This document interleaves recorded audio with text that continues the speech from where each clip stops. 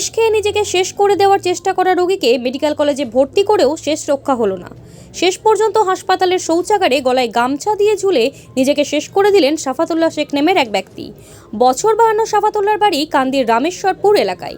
তার পরিবার সূত্রে জানা গিয়েছে শুক্রবার তাকে মুর্শিদাবাদ মেডিকেলে ভর্তি করা হয়। চিকিৎসায় ভালো সাড়াও দিয়েছিল সে, কিন্তু শনিবার মুর্শিদাবাদ মেডিকেল কলেজের মেল মেডিসিন ওয়ার্ডের বাথরুম থেকে ঝুলন্ত দেহ উদ্ধার হয়।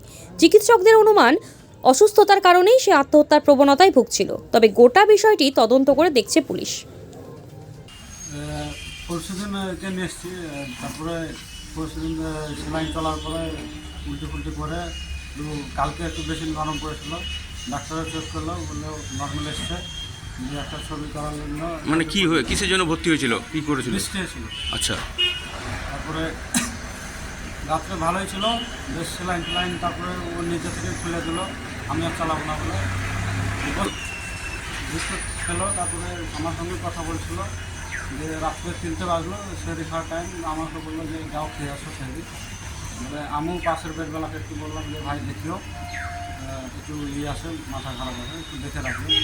যে আমি ওই বলে গেছি, যে আধা ঘন্টার মধ্যেই গলায় বেরিয়ে বাথরুম। সেরকম তো কিছু কারোর সাথে ঝামেলা টামলা তো কিছু নাই। আচ্ছা, মাথার একটু গন্ডগোল, সাফাতুল্লাহ। আচ্ছা।